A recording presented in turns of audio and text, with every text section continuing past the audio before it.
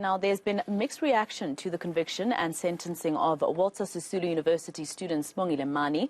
Mani has been sentenced to 5 years direct imprisonment for theft in relation to spending money accidentally credited to her account by the National Financial Aid Scheme. In fact, it was by the university. She spent about 800,000 rand of that 14 million rand. Some believe her sentencing was harsh, and others see that justice has been served. Let's get more reaction now on that story. Lubabalo Ndzoyiya, president of the South African Union of Students, joins me now live to discuss what they thought of the judgment. I believe, Lubabalo, that your organization feels that this was too harsh. Thank you very much. Indeed, as the union, we feel that the sentencing of Sibongile Mani is too harsh. Of course, we believe this conclusion because of a number of factors. One, I think it is important that we clarify the misunderstanding that is with the public. NSFAS allocated money to the university together with the list of beneficiaries that must benefit from that money. And then the university appointed a service provider that must then disperse this money to students. And then a particular official within that service provider that was appointed then mistakenly allocated the money to the student. Now, firstly, we are saying that there have been precedents where people have received money or benefited unduly in a process, and where they've been given an option to either repay back the money, or they are served in a fine, or they get a suspended sentence. Now, our belief is that if you are no danger to society and you have not literally went out of your way to do a criminal activity, imprisoning you for 5 years might be too harsh, because the whole intention of imprisoning someone is to rehabilitate them and make sure that they are fit enough to be part of society.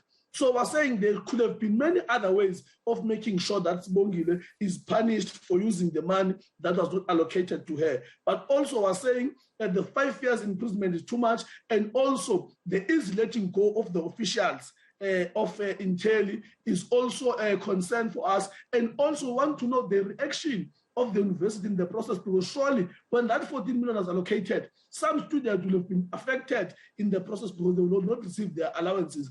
And we want to know what was the reaction of the university at that particular point. That's our thinking as the union. Now tell me, Lubabalo, the fact that she spent the money on alcohol, clothes and cigarettes, for instance, that's some of what they saw. You say that you feel that the court was found absent to the socio-economic realities of South Africa, and you go on to explain that anybody would have spent any money put into their account to spend it proportional to their needs, desire and aspirations. Money, alcohol and cigarettes and clothes. Let me explain this thing. I think everyone knows this thing, but they choose to ignore it.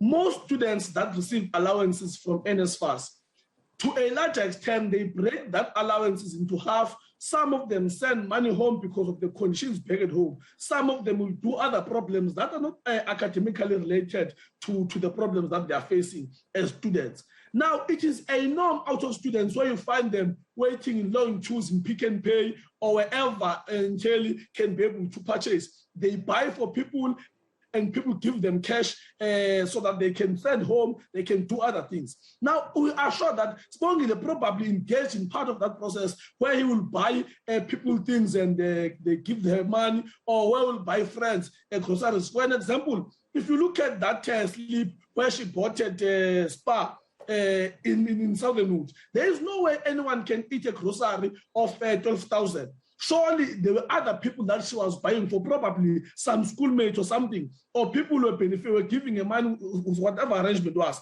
But what we're saying is that we understand that she did wrong and she must be punished for it.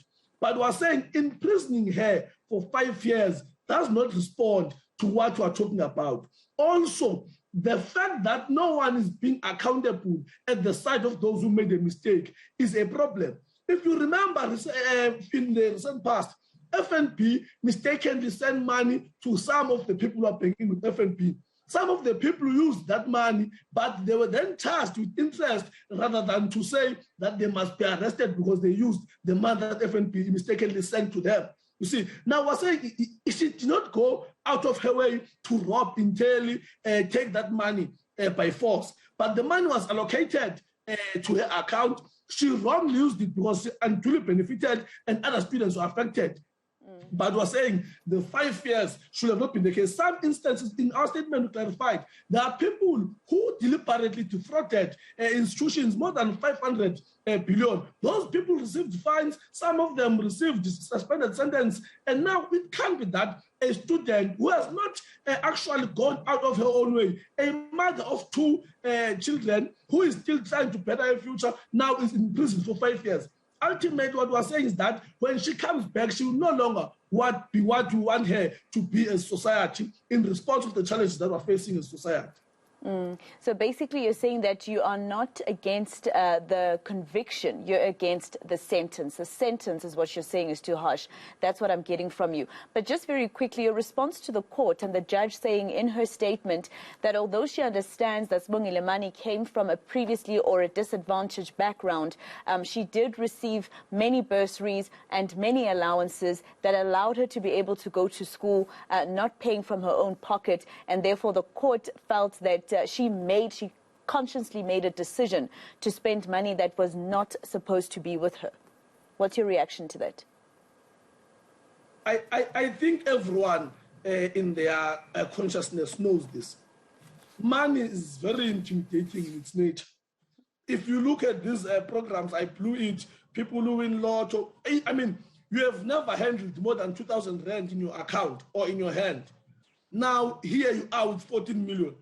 Your first reaction, it's immediately, you think of the conditions back at home, you think of your children that are starting in a public school, you think of your grandmother that is staying in a hut, that is collapsing somewhere. There are those things that must be taken into consideration. And also, if you get us correct, we're saying that she was incorrect for using the funds. That we don't dispute. There must be something made out of her using the funds.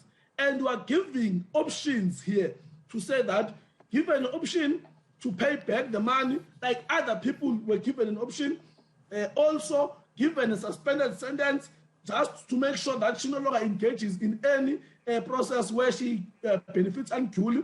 There are many other options that we're saying must be done, because the intention here, after all, is to correct what was done wrong. So that is the first part that we're raising. And also, she was qualifying for certain allowances. So when they were allocated incorrectly, it was not as if there was some thing that made her to be on the list that she was not supposed to be. So we are trying to say that here, we don't think the 5-year imprisonment is the correct sentencing. We think that it is too harsh because it does not give her an opportunity to either pay back the money, correct her wrongdoings, or either be part of society anymore for the next 5 years. You know, so we don't think that's the correct approach. And we're saying, by law of precedence, there are people who have defrauded, I mean, close to 500 billion. That money can change people's life, employment, and everything. But this one used 800,000. And we're not saying that the courts should not do its work, but we're saying they should look at all factors and at least see how to make sure that the money is received back, or the process is corrected without having to isolate a child from community. All right, thank you very much for your time. Lubabalo, who is he's the president, rather, of the South African Union of Students, Lubabalo Ndzoyiya. All right, let's go to the